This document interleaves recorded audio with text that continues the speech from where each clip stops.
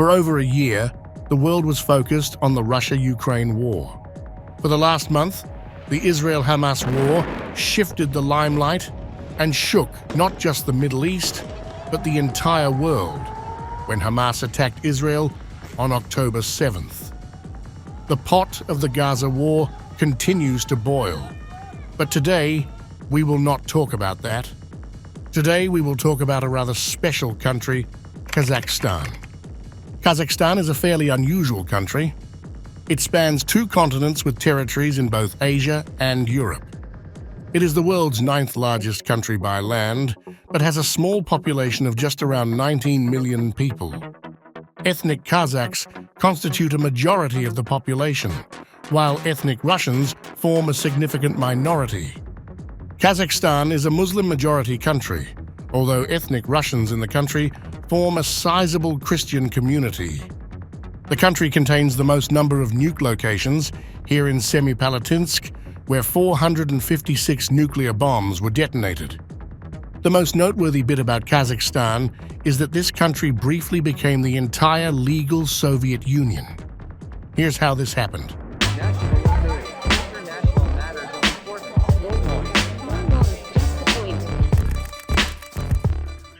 By 1991, the Soviet Union was collapsing from the inside, but it all actually began in 1922, back when the USSR was first created. The Soviet Union was established in the beginning as a voluntary union of various different republics. They were each united under a central govd in Moscow. As a federation, each of these republics retained the right to secede from the USSR, but practically all of the Soviet Union's history, this right was meaningless, as the govd in Moscow wouldn't allow it. In 1990, the USSR, which was already having a difficult time, started to fall apart. First, it was Lithuania that left, followed by many others, until December 1991, when only the Russian, Belarusian, and Kazakh Soviet Socialist Republic remained. Belarus seceded on the 10th of December, and 2 days later, Russia, the main component, also left, leaving only the Kazakhs, not just as a part of the USSR, but effectively as the USSR for 4 whole days, until it opted to secede too. That was Kazakhstan's significant political story. In July of 1945, US President Harry Truman boasted to Soviet leader Joseph Stalin about a novel weapon of unusually destructive force. The next month, the United States dropped 2 atomic bombs on Japan in Hiroshima and Nagasaki, instantly killing at least 100,000 people, with many thousands dying in the days after from injuries. Stalin immediately tasked his government to build a Soviet nuclear weapon to catch up with the American one. The people of Kazakhstan could not have known the extent to which these events would forever change their fate and their lands. The Soviet leaders chose a site in the Semipalatinsk region of Kazakhstan to test its first atomic bomb. The thriving merchant town of Semipalatinsk, only 75 miles from the testing site, was home to a multi-ethnic community of 120,000 people. On August 29, 1949, the Soviet Union tested its first atomic bomb. That was the beginning of more than 450 nuclear tests across 40 years in the Kazakh steppe. Local people began to get sick and die young, but the military denied the tests were harmful to the local population.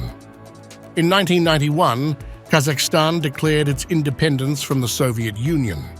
President Nursultan Nazarbayev got engaged in rapid denuclearization with help from the United States.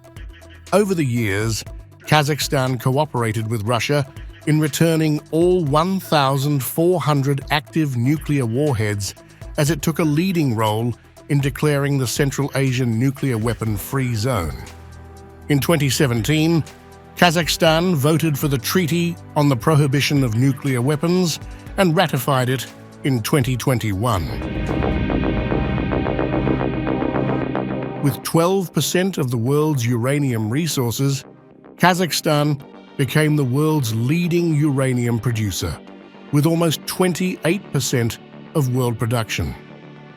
In 2019, Kazakhstan produced 43% of the world's uranium. Kazakhstan has uranium supply agreements with the US, South Korea, Iran, and Canada, as well as some private MNCs. This brief overview of Kazakhstan's international nuclear program shows its importance and relevance to the world powers and their strategies for the peaceful use of nuclear energy. Meanwhile, among the European countries, France has taken the lead in upgrading the uranium deal with Kazakhstan. With the Ukrainian war, Russia's oil exports to the EU have fallen owing to sanctions imposed on Moscow. Kazakhstan has emerged as the third largest petroleum supplier to the EU. France relies on nuclear energy to produce more than 60% of its electricity requirement. Under this arrangement, the French-owned EDF is building Kazakhstan's first nuclear power plant.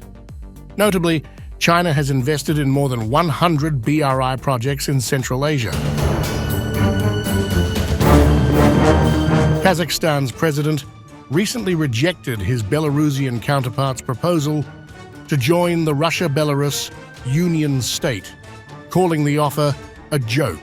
The proposal came after Russia decided to deploy tactical nuclear weapons in Belarus for the first time since the fall of the Soviet Union back in 1991. The proposal came only a few weeks after China's President Xi Jinping hosted his first-ever summit with the leaders of Central Asian nations in the central Chinese city of Xi'an. Chinese president paid particular attention to his Kazakh counterpart and showered him with respect. There is a reason why both Belarus and Russia on the one hand and China on the other want Kazakhstan on their side. Kazakhstan shares a 7,591 kilometers border with Russia and a 1,782 kilometers border with China. Economic interweaving between the two is considerable. Several months into the war in Ukraine, Kazakh President Tokayev visited Turkey for the first time since his inauguration. And in addition to boosting their relationship to a strategic partnership level, both sides agreed to produce Turkish drones in Kazakhstan and to exchange military intelligence. This is the first time a country that is part of the CSTO has decided to exchange sensitive intelligence with a NATO member. On the economic front, Kazakhstan made significant progress in many domains since the dissolution of the USSR. It is gradually evolving from a Soviet command-style economy to a more Western-style market economy to attract investors, develop new industries, and gain new trade partners. Kazakhstan's good fortune is to be found beneath its soil.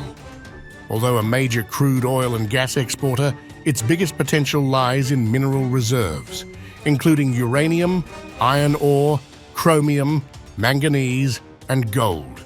All this hasn't gone unnoticed in Beijing.